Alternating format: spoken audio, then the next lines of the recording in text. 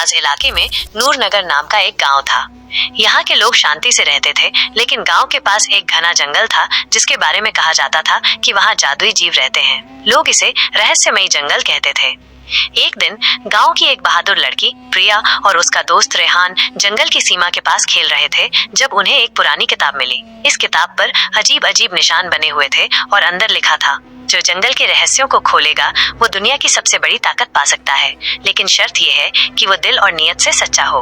प्रिया और रेहान ने यह किताब अपने गुरु फरीद साहब को दिखाई। उन्होंने बताया कि यह किताब रहस्यों की चाबी है और इसमें उन जीवों का उल्लेख है जो इस जंगल में रहते हैं। उनके अनुसार जंगल के बीच में एक प्राचीन पेड़ है जो जादुई द्वार की रक्षा करता है। प्रिया, रेहान और गांव के शिकारी राजू ने फैसला किया कि वे इस पेड़ को खोजेंगे। उनके साथ रेहान का पालतू बाज जर्म भी था जो खतरों से आगाह करने में मदद करता था। जंगल में प्रवेश करते ही उन्हें अजीब अजीब आवाजें सुनाई दी। एक दिन की यात्रा के बाद वे एक जादुई झील तक पहुंचे जहां एक खूबसूरत परी नूरानी कपड़ों में सजी हुई दिखाई दी। उसका नाम मेहरो था। मेहरो ने उन्हें चेतावनी दी कि जंगल में एक शैतानी जिन जहीर छिपा हुआ है जो लोगों को बहकाता है और उनके इरादे कमजोर करता है। एक पेड़ बोलने लगता है और उन्हें रास्ता बताता है, लेकिन शर्त यह रखता है कि वे उसके चारों ओर मौजूद जाल को साफ करें। जहीर जिन ने एक रात उन्हें घेर लिया, लेकिन मेहरो की जादुई शक्ति और प्रिया की होशियारी से वे बच निकले। जब वे प्राचीन पेड़ तक पहुंचे तो वहाँ एक बूढ़ा संरक्षक फकीर मिला। उसने उनकी परीक्षा ली और उनसे पूछा, शक्ति के साथ क्या जिम्मेदारी आती है? प्रिया ने जवाब दिया, शक्ति न्याय और भलाई के लिए होनी चाहिए, वरना यह तबाही बन जाती है। फकीर ने उन्हें पेड़ के जादुई द्वार से गुजारा। जब प्रिया, रेहान, राजू और उनका बाज जर्म प्राचीन पेड़ के द्वार के पार पहुंचे तो सामने एक आश्चर्यजनक दुनिया थी।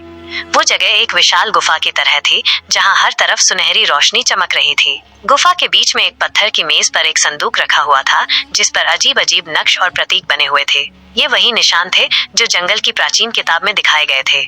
संदूक को खोलने के लिए पत्थर की मेज पर 3 सवाल लिखे हुए थे जिनके जवाब देना जरूरी था। 1 सवाल, सच्चा खजाना क्या होता है? प्रिया ने जवाब दिया, खजाना वो होता है जो सिर्फ अपने फायदे के लिए न हो बल्कि दूसरों की भलाई के लिए भी इस्तेमाल हो सके। 2 सवाल, ज्ञान का सही इस्तेमाल कौन कर सकता है? रेहान ने कहा, सिर्फ वह जो शक्ति और ज्ञान को घमंड के बजाय विनम्रता के साथ अपनाए। 3 सवाल, शक्ति का असली मतलब क्या है? राजू ने जवाब दिया, शक्ति का मतलब दूसरों की रक्षा करना और कमजोरों की मदद करना है। जैसे ही उन्होंने ये सवालों के जवाब दिए, संदूक खुल गया। खजाने के अंदर संदूक के अंदर 2 चीजें थीं। 1 जादुई क्रिस्टल, यह एक पारदर्शी और रोशनी से चमकता हुआ पत्थर था। फकीर ने उन्हें बताया कि ये क्रिस्टल एक ऐसा उपकरण है जो उनकी हर मुश्किल में मार्गदर्शन करेगा। अगर कोई खतरा हुआ तो क्रिस्टल लाल हो जाएगा और अगर कोई सही रास्ता चुनना हो तो ये हरी रोशनी से इशारा करेगा। 2 जादुई किताब, ये एक पुराने समय की किताब थी जिस पर अजीब अजीब भाषा में लिखा हुआ था। किताब पर प्राचीन भाषा में लिखा था, लेकिन जब उन्होंने इसे खोला तो वो स्वयं ही उनकी समझ में आने लगी। किताब में लिखा था, जिन परियों और अन्य जीवों से बातचीत की जा सकती थी। किताब ने उन्हें सिखाया कि किस तरह पेड़ों, पानी और जानवरों के साथ तालमेल में रहा जा सकता है। शैतानी शक्तियों का मुकाबला करने के मंत्र, अगर कोई जिन या जादूगर उन पर हमला करे तो ये मंत्र उनकी रक्षा करेंगे। फकीर ने उनसे कहा कि ये खजाना बहुत कीमती है, लेकिन इसका गलत इस्तेमाल उनके लिए तबाही लाएगा। उसने उन्हें समझाया कि जादुई क्रिस्टल और किताब को गांव के लोगों की भलाई के लिए इस्तेमाल करें, न कि व्यक्तिगत इच्छाओं के लिए।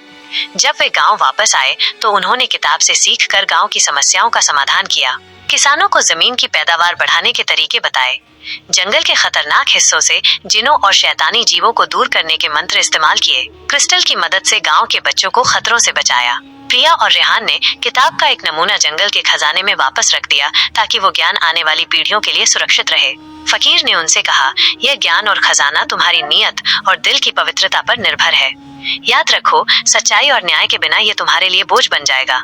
प्रिया और रेहान ने जीवन भर इस खजाने और ज्ञान का सही इस्तेमाल किया और उनके गांव को कभी किसी दुश्मन या खतरे का सामना नहीं करना पड़ा।